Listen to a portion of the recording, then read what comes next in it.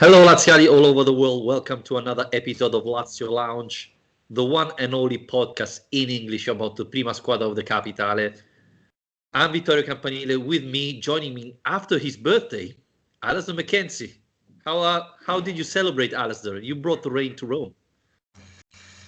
Yeah, you're welcome. It did get a bit familiar for me over the weekend. Awful weather.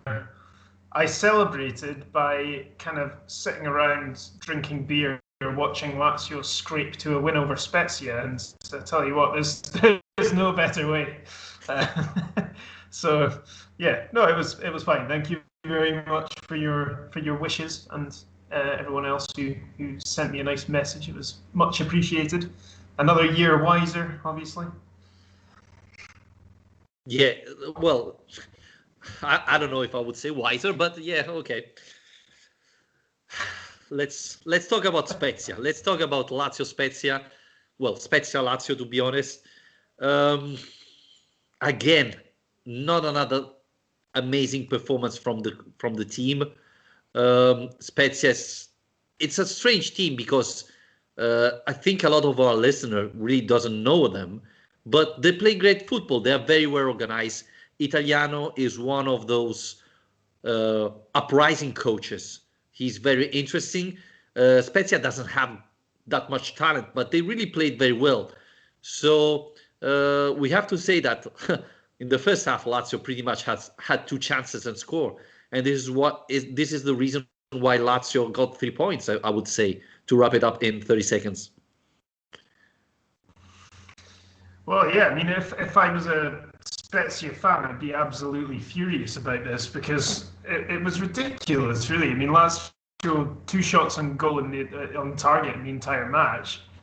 Took both, and that proved to be enough. I mean, it did get a bit worrying once they pulled one back. But I don't know. It is one of these results where you're not quite sure. It's quite easy to take it one of two ways. You know, the optimistic or the pessimistic way. And looking at it from a pessimistic way, that performance was way below expectations. And considering how strong a team was out there, we expect a hell of a lot better than that. But optimistically speaking, it's exactly the performance where a title-winning team does it. They say, oh, well, this is the mark of a big team is managing to get results when you're not at your best. I think the truth is probably somewhere in between because I don't think Lazio deserve too much praise for the way they played, if I'm honest. No, definitely. Before going, because I think we have a lot of questions, I think we have to talk about some players like Andreas Pereira, who started again for the second time in Serie A. This time he played close to Ciro Immobile. But first, Alistair, I want to talk to you about what Simone Inzaghi said after the match, because obviously the first question was, well, you don't have enough players to play Champions League and Serie A. Is this the problem? And he said, well, no, this year we have to be honest and say that the manager, the team did a great job in the transfer market. I think we have enough good players to perform both in Champions League and in Serie A. The real problem is we have some injured players, and he quoted Murici, Lulic, Luis Felipe that just came back. And the biggest problem is he didn't have time to prepare the match because Lazio played in Germany Wednesday, came back like 4 o'clock in the morning. So Thursday they just did some massage and things like that. Friday they did the little warm-up the day before the match, and Saturday they had to play. So Inzaghi basically said, I didn't have time to prepare, while Spezia had 1 week to prepare to this match. So this is why Lazio's not playing very well. Do you agree with that, Alistair? Do you think that's the only thing? Well, I think it was probably true that the reason for the poor performance was more the lack of preparation time or the quick turnover time from Dortmund than being distracted by the Bruges game. I think that is fair enough to make that point. because it is an away game they're returning from, and like you said, there's very little time to prepare. And the teams you're up against, whether it's Udinese or Spezia or Sampdoria, whoever it is, they're all prepping all week and studying you and analysing you and getting ready to take you on. So yeah, I mean, it's something that Lazio is still very, very new to.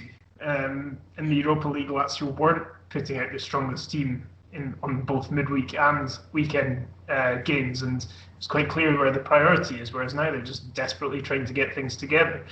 So yeah, I mean, I guess in that thinking about it in that way, you have to be happy with it. I mean, on another day though, it just would have been a different result. I mean, looking at some of the statistics at full time, I mean, 17 shots to 4, the expected goals was 1.59 to Spezia, 0.43 to Lazio. In almost every kind of, they have almost twice as many passes as Lazio. But then this is the important one, conversion rate. Spezia 5%, Lazio 50%. So, yeah, I mean, but that's what you rely on, is my point. I think in these kind of matches, you rely on that quality. And that's what Lazio showed, is that thankfully it was enough to have Ciro Immobile on the pitch. All he needs is that one chance, and he'll score for you. Sergej Milinkovic-Savic, really important goal from him. He also set up the first goal. Important performance from him. So just having players of that level, which these opponents aren't capable of fielding, and just hoping that you're going to get something from them at some point. And ultimately, that was the difference, really. Yes, I agree. What was it? The first time that Ciro Immobile scored for 8 consecutive matches?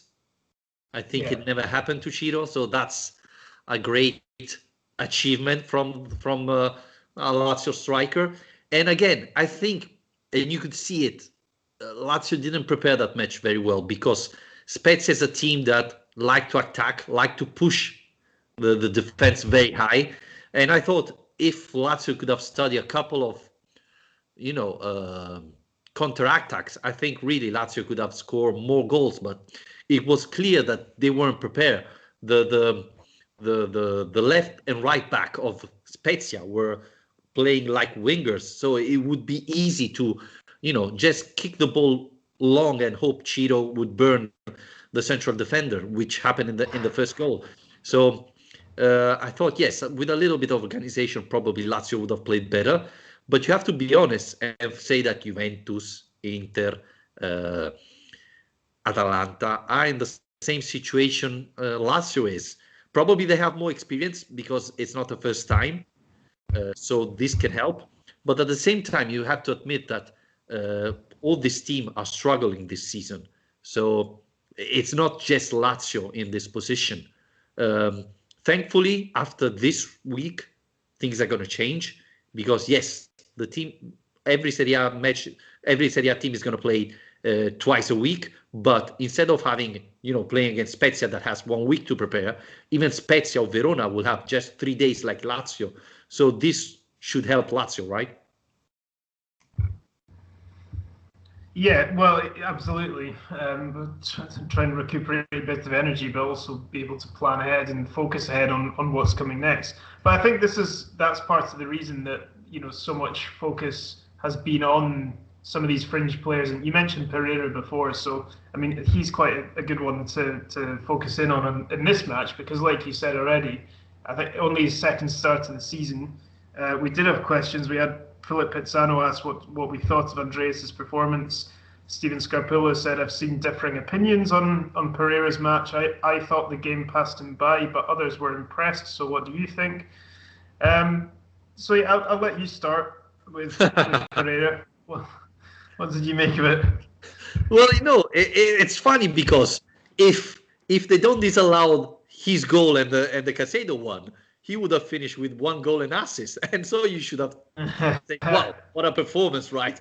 Well, his first half wasn't good, but hey, the second one, goal and assist, what do you want more? Instead, no, disallowed both of them. Honestly, when I saw it, I thought the Caicedo one was clear offside then when I saw the replay. the replay. I thought it was maybe onside. I mean, that was funny. But yeah, it was hard because I was still celebrating after the Pereira one, and I thought it could have been offside. But what I'm thinking, Alistair, seeing the Spezia match, is that he needs to play in a different position. He's a trequartista. He's not a second striker that can play close to Ciro Immobile. He can play behind him. I think he's a intermediate position between Luis Alberto and Tucu Correa.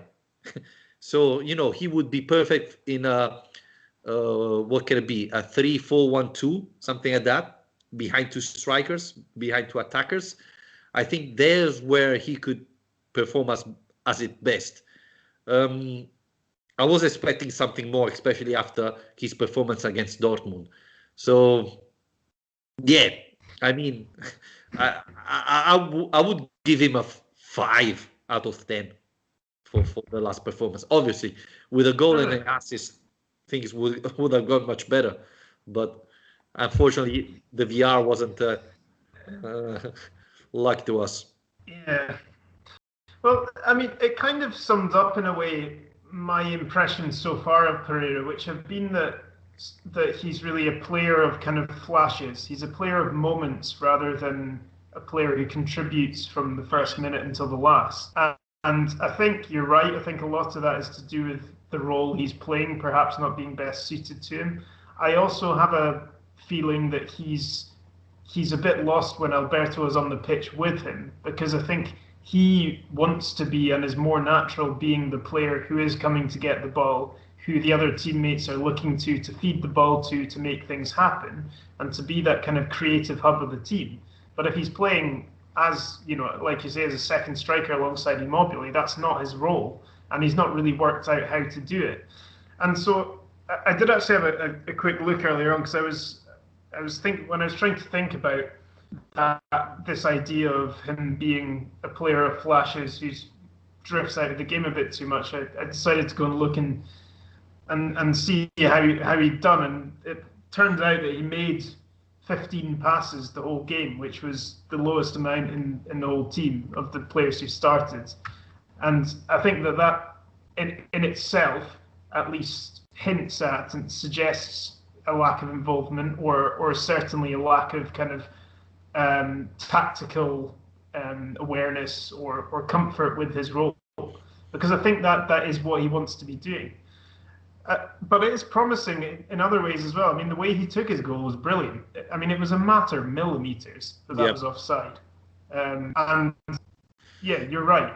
If that goes the other way, we're talking about this in completely different ways. So that's what I'd like to see from him, is a bit more involvement from, if he's going to get more starts, to be an absolutely integral player in this team, rather than someone who will, come up in a big flash at a certain point and do something great. I think we need a bit more than that. Yeah, the funny thing is, he was the Lazio player who ran more in the match. So yeah, he's moving a lot. He's moving a lot, but I think one of the reasons why he's moving a lot is he's struggling to find the right position. I thought that you're right when you're saying that he has problem with Luis Alberto. They are very similar. So it's not easy to play them together. I think they need to work out how to play together, because obviously if they do, well, Lazio has huge talent there. But I think both of them has to change a little bit the style of football. So I don't know if this will work out. And this brings me to Luis Alberto, Alistair. Not another great performance from Luis Alberto. I don't know what's happening to him, but I mean, if Lazio won, it's thanks to Milinkovic Savic assist, not to Luis Alberto. Usually that's his job. So yes, Spezia was very well organized. They tried to block him. They were pretty much man-marking him and Leva to stop Lazio from playing the ball. But, when you're so talented, you should be able to avoid this situation, especially because it wasn't Pogba marking you. It was, Spezia players who shouldn't be a big issue for you. Yeah, it's true. I mean, I was kind of surprised he started. If I'm honest, I thought it might have been an opportunity to give him a rest. And like I say, I think that would have been a fair thing for Andres Pereira to do, is to be, kind of what we expected him to be when he first arrived, which was to be the second choice behind Alberto and fulfill that role when he needs to be swapped out. So yeah, I mean, I wrote a piece about this last week. I mean, his overall performance levels, I don't think have dropped off that much, but what definitely has is his output. And I guess we're measuring this against ridiculously high standards because he's been so phenomenally prolific in the last 3 years at Lazio, where goals and assists are just piling up all the time. But now it's, I think he's set up 1 goal in the last 20 games. Which is, by his standards, and yes, there are other ways of measuring the effectiveness of a creative midfielder, but by his standards, that is just eye-catching because it's unlike him, because we're used to him being top of the charts for all these things, really. Maybe it's the striker is not being effective enough at finishing his chances. You do depend on that too, but yeah, there's something not quite right, not quite for him. And yeah, I just think that was a chance really for Pereira to be tried out in his role, and I feel like that instinct was almost by the fact that Pereira looked a bit lost when he was on the pitch at the same time as him. Yeah, I think the problem was that Correa wasn't fit, and same thing we have to say about Caicedo. Inzaghi said it even today when talking about the Bruges match. Correa will be tested. At the same time, Caicedo is not 100% fit. So I think Inzaghi was forced to move Pereira close to Ciro Immobile and to play Luis Alberto. So we hope that against Club Brugge, he will have back Correa and Patrick. That is the other question mark we have in the starting 11 for Club Brugge match. But yeah, I agree. Andres Pereira, probably it's better suited to play in Luis Alberto position. And we saw it even in Germany, right? When he came in, he started playing close to Ciro Immobile and didn't play that well. When Luis Alberto came off and he moved to that position, he improved a lot. So it's clear to see that that's his position. So we're going to see what happens in the next coming weeks. But yeah, I think let's not forget that Muricy's out, so Inzaghi doesn't have that many options there in front. If not start Raul Moro, but I don't think he will do it. So I think if Correa recovers, that's what's going to happen. Correa Immobile to start. Yeah, I mean, even Caicedo was needing painkillers, I think, to get through the end of the Spezia game too. So yeah, this is why we shouldn't have sold Bastos. You need to roll him out for these moments. Right, let's look ahead. I know we've been trying to avoid it, but tomorrow night, Vittorio, Tuesday night, Club Brugge, come to Rome. It's the moment we've been waiting for, really. This deciding moment in the Champions League campaign. So avoid defeat and Lazio are through. Still potential to win the group if the other result goes our way as well. So it's all still open for us, and it is a good position to be in. But how are your nerves? Well, I think the same Simone Inzaghi didn't expect to arrive to the last match and still not be sure to qualify. Lazio didn't lose a single match in the Champions League. Beat Zenit and Borussia Dortmund at home, drew away. So it's quite surprising to see Lazio still, not officially qualified. So and a lot of Lazio fans, the first thing they recall is that Lazio-Inter match where Lazio needed 2 results to reach the Champions League, and we all know what happened.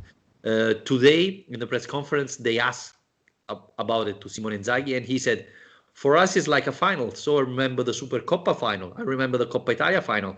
We played quite well in the final, so that's what I recall, not the Lazio Inter match. And I hope Lazio will play like it's a real final, because usually in the final we are quite good.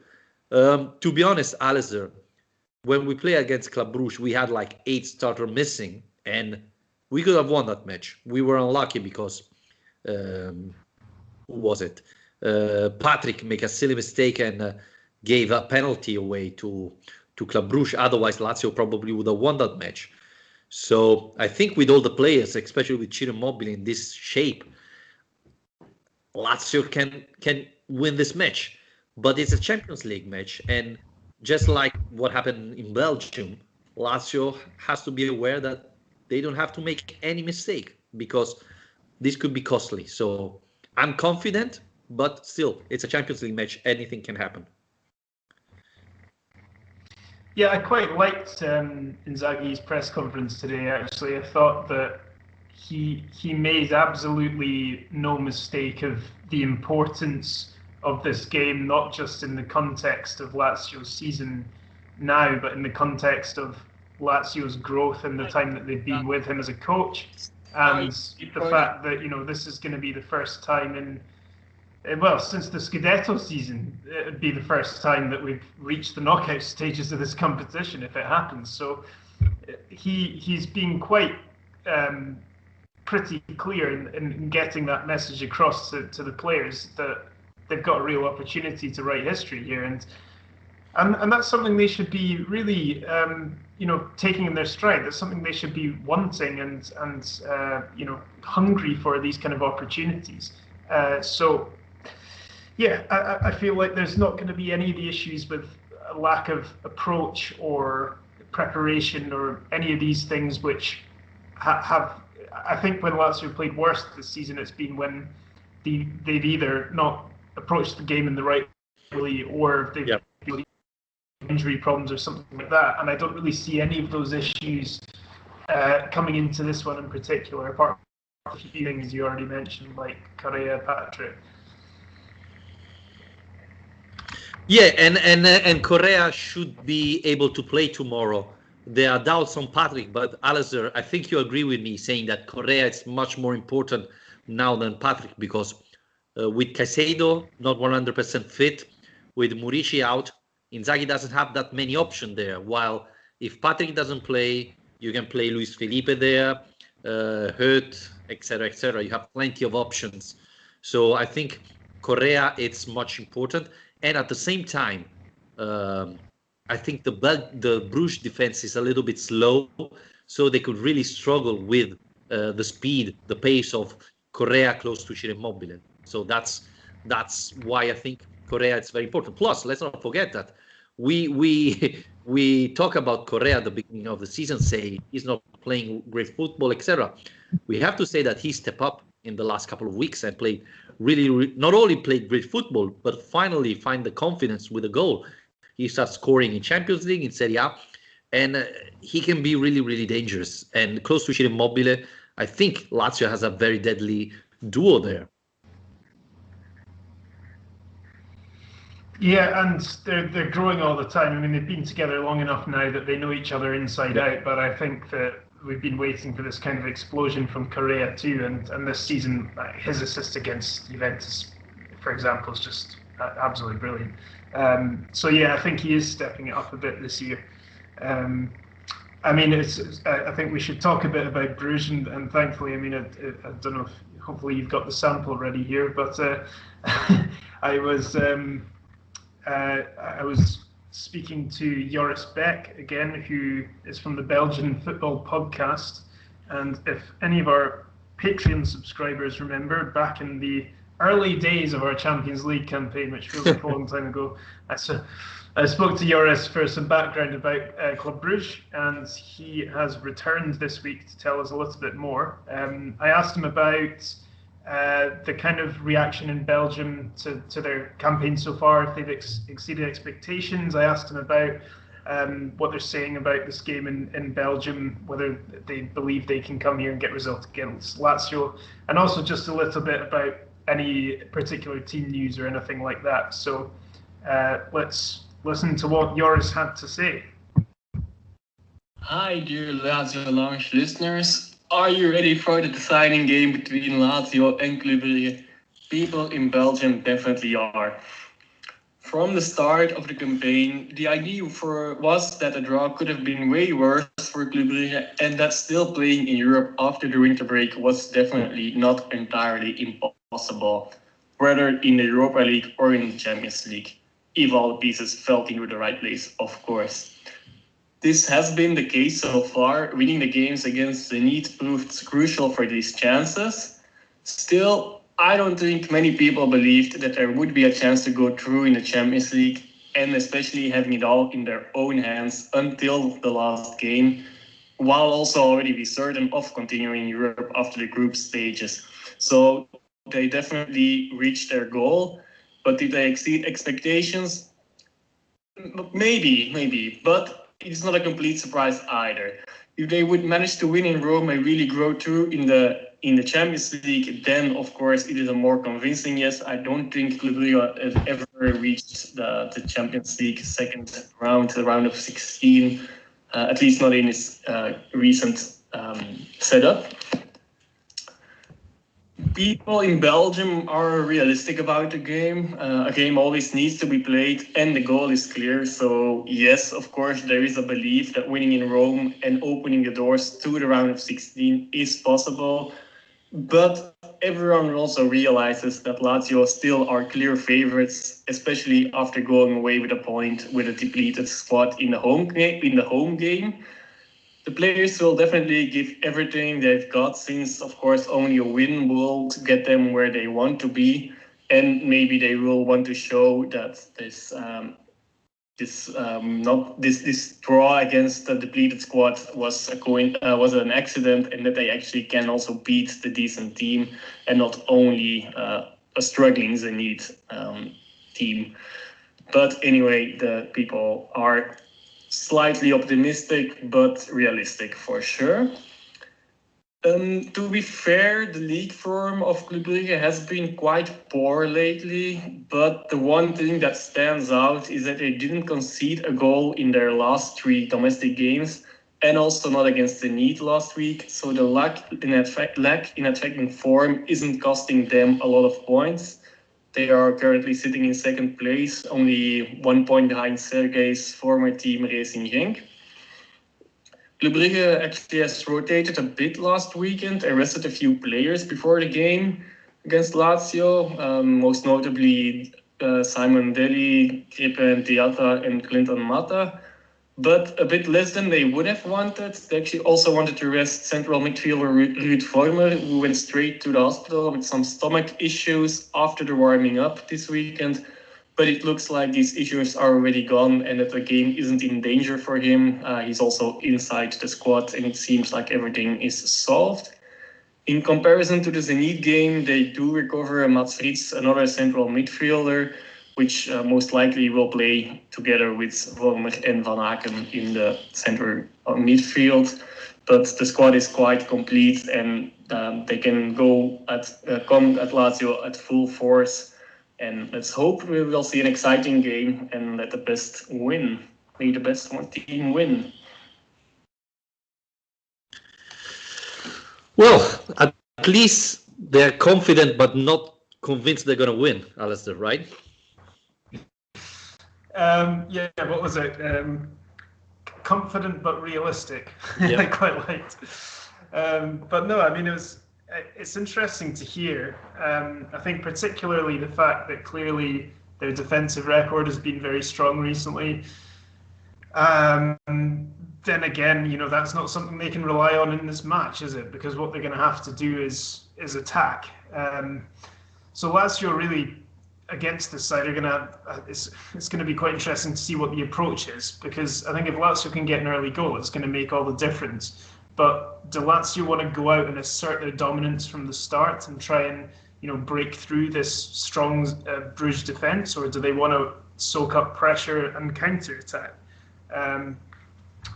I think it's a slightly difficult one for Inzaghi to know how to best go about it. Yeah, but listening to Inzaghi and in general knowing Lazio, Lazio is not a team that is very good in defending results, right? We saw it very often that when Lazio got the lead and they start to sit back, then they always allow the goal from the other team.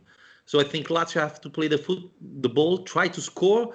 Lazio have a quality midfielder. They can turn the ball around and find the best spot where to attack the Bruges defense. I think that's the plan. Inzaghi said it in the press conference. We don't have to think about drawing. We have to try to win this match. One, because if you play with the mind focus on, well, let's just get a point, then you're in danger anyway. And the second thing is because Inzaghi knows better than us that Lazio is not that type of team. So especially when you have Ciro Immobile like that, I think Lazio have to try to score. And if they score in the first half, then for Club Brugge it's going to be complicated. And the other thing, Alistair, let's be honest. This whole season, Lazio only twice had a clean sheet. So probably it's going to happen even tomorrow. This means that Lazio has to score at least one goal. So let's go and attack. Obviously, I'm not saying we have to rush all the defenders attacking, etc. But yeah, let's try to win this match. It's like a final. If we win, we go through. Let's think about later if we get a point. Even because, Alistair, it looks like Borussia Dortmund is going to play without 8 starters against Zenit. So if Zenit win and we win, we're gonna end the top of the table, which it would be incredible for Lazio and very useful because you're not gonna get big teams in the next phase. Yeah, no, they have to chase the win here, I think. I mean, the thing that gives me confidence is that the best performances Lazio have had all season have been the 2 home games in the Champions League against Zenit and Dortmund. And in both of those matches, what they did so well was exactly what you're talking about, playing the ball, playing their own game and playing like a big European home game, having the approach that you need in those matches. Fair enough, you might need time off the ball at certain stages and be sensible and control your energy levels and so on, but I think they did that very well, especially in the Dortmund game. So yeah, it's going to be interesting. I mean, it was interesting to hear Joris there talk about that as a kind of motivation about the previous Bruges game, almost flipping that on its head, where we've talked about, and I'm sure, well, at least I hope it's just us and not the actual Lazio players talking about this, but the fact that Lazio did go there, like you said before, and got a point against it when we had hardly any players, I hope that that's not something that can lead to a bit of complacency, because I think Lazio fans have certainly been a bit guilty of thinking, well, if we could do that away with those players, then this should be easy kind of thing. So it's quite interesting to hear him say, that's actually another level of motivation for the Bruges players to say, hang on a second, that's not who we are. This is who we are, and we're going to attack you and show you the kind of team that we can be. So you've got to be ready for that as well. Yeah, Alistair, before we wrap it up, another important point Inzaghi said, and this is not the first time he talks about it. So I really think that this is what the players really feel. And he said it took us like 4 years to get to the Champions League. The players really feel like, it's something we were looking for. We really want to play it. And we have to say that the performance in Champions League have always been great. So it looks to me like the players are really focused, are really concentrated to try to win this match and go through, because, they fought so much in the last year to get here that probably one of the reasons why in Serie A we are not playing great is because they are already focused on the Champions League match. And this gives me a little bit the thought that they will perform very well, and so we won't be seeing a team relax or already thinking, well, we drew when we didn't have 8 starters, we're going to destroy them today. No, I think they're really focused and they're going to play giving everything they have. And to be honest, I think Lazio is a better team. Then anything can happen, but at least we won't seeing Lazio playing like against Sampdoria or Udinese. Hope not. Yeah. No, absolutely, and it's a real opportunity as well to I guess, knowing what a confidence-based team this can be, if they can get this result and move on to the next stage and know that they're good enough to be in the Champions League knockout stages, then this run of fixtures is pretty non-stop now going up to Christmas, but they can actually kind of completely recalibrate their focus on Serie A for the next 2 months after this. And try and start to move up the table a bit there, and more importantly kind of improve the performances there, because just before Christmas, don't forget, we got Napoli and Milan coming up. So so I think that it's a huge game, not only the performance to get us through to the next round, but to push this team on to doing better domestically as well. Let's see how it goes. But we'll be here again tomorrow night, won't we, Vittorio? Absolutely. Live on YouTube, on Twitter, just after the final whistle of the match, to talk with you and react live to Lazio-Club Brugge. So, guys, remember, you're going to find us here after every Champions League match, every Lazio Champions League match. And, if you want to follow us, remember, we are on iTunes, Spotify, Spreaker. And if you want to support our podcast, you can do it subscribing to our Patreon page, patreon.com/Lazio Lounge. It's just $2 a month, and you will help us grow. So thank you again, Alistair, and we're going to talk tomorrow. Yep, great. See you then. Ciao, ciao.